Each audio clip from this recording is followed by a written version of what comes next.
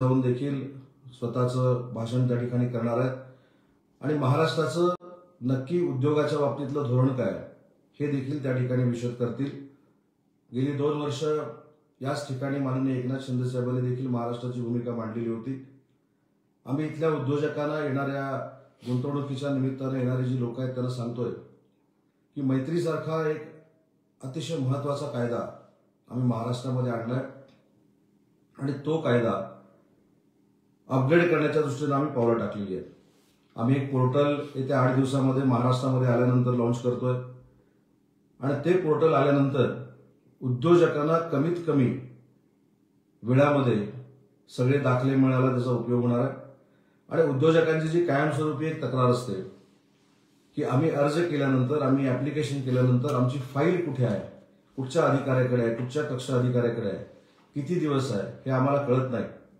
तर देशातलं हे पहिलं पोर्टल असं आहे की ऍप्लिकेशन कसं करायचं आणि ऍप्लिकेशन केल्यानंतर ते ऍप्लिकेशन नक्की कुठे आहे हे दाखवणारं पोर्टल पुढच्या 8 दिवसांमध्ये कॅबिनेटच्या निमित्तानं आम्ही महाराष्ट्रामध्ये आणतोय। त्याचं देखील अनेक उद्योजकांनी स्वागत केलेलं आहे।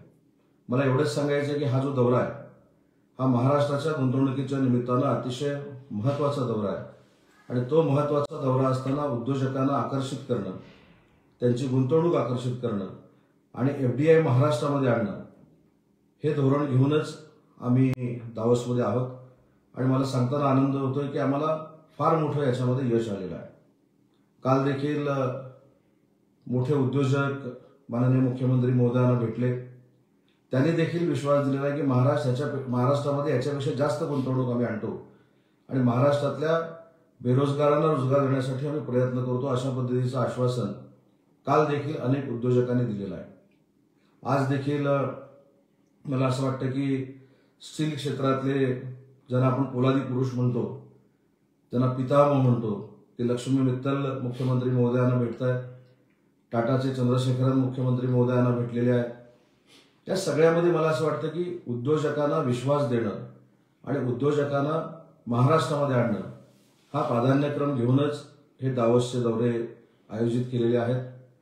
आजच्या दौऱ्यानंतर माननीय मुख्यमंत्री उद्या मीडियाशी देखील इंटरॅक्शन करणार आहेत आणि या सगळ्यामध्ये मला असं वाटतं की जे एमओयू होत आहे आणि ते एमओयू झाल्यानंतर आमच्यातले काही हितचिंतक त्याची अंमलबजावणी होते की नाही याकडे लक्ष ठेवून असतात। त्याचं उत्तर म्हणजे मागील 2 वर्षांमध्ये झालेले जे एमओयू होते त्याच्यामधले 83% एमओयू आम्ही प्रत्यक्षामध्ये उतरवतोय। आम्ही अतिशय चांगल्या पद्धतीने त्यांना सहकार्य करतोय आणि अनेक उद्योजकांनी सांगितलं, काल जर आपण बघितलं असेल की कालचा सगळ्यात मोठा जो मास्टर स्ट्रोक होता तो JSWनं 3 लाख कोटीचा एमओयू आपल्याबरोबर केला आणि विविध भागांमध्ये केला। विदर्भामध्ये आहे, मराठवाड्यामध्ये आहे, ऑलरेडी कोकणामध्ये त्यांचे प्रोजेक्ट चालू आहेत। 3 लाख कोटीचे प्रोजेक्ट महाराष्ट्रामध्ये आणताना त्यांनी जी भावना व्यक्त केली, त्यांनी अशा पद्धतीची भावना व्यक्त केली की महाराष्ट्रासारखं दुसरं स्टेट असू शकत नाही की ज्या ठिकाणी उद्योजकांनी यावं आणि गुंतवणूक करावं।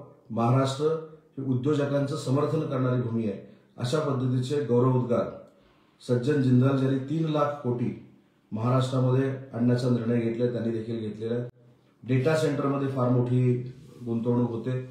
त्याच्यामुळे मला असं वाटतं की आज झालेल्या एमओयू नंतर हा नक्की आमचा दौरा यशस्वी होईल आणि ज्या काही गोष्टी केल्या जात होत्या, किती एमओयूज होतील, किती उद्योजक महाराष्ट्रामध्ये येतील, उद्योजक नक्की किती गुंतवणूक करतील, त्यांची परकीय गुंतवणूक आहे की नाही याबद्दल शंका निर्माण केली गेली आणि उद्यापासून अजून केली जाईल।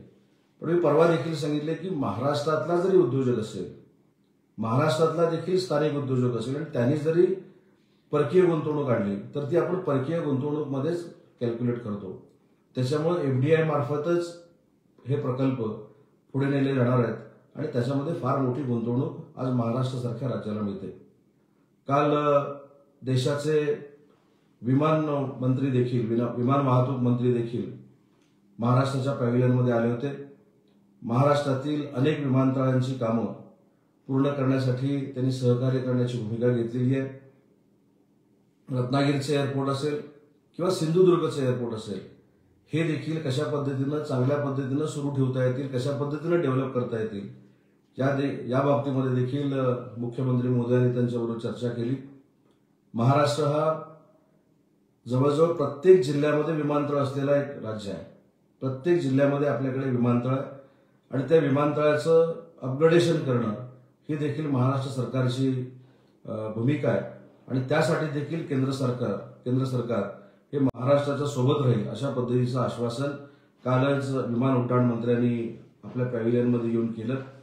त्याच्यामुळे मला असं वाटतं की आपला हा जो दावोसचा प्रवास आहे ज्याच्यासाठी आम्ही या ठिकाणी आलोय तो यशस्वीतेकडे वाटचाल करतोय, यशस्वी होतोय आणि आम्हाला सगळ्यांनाच खात्री आहे की ज्या पद्धतीनं आमच्या प्रशासनाच्या अधिकाऱ्यांनी देखील यासाठी मेहनत घेतली ती खरोखरच वाखाणण्याजोगी आहे।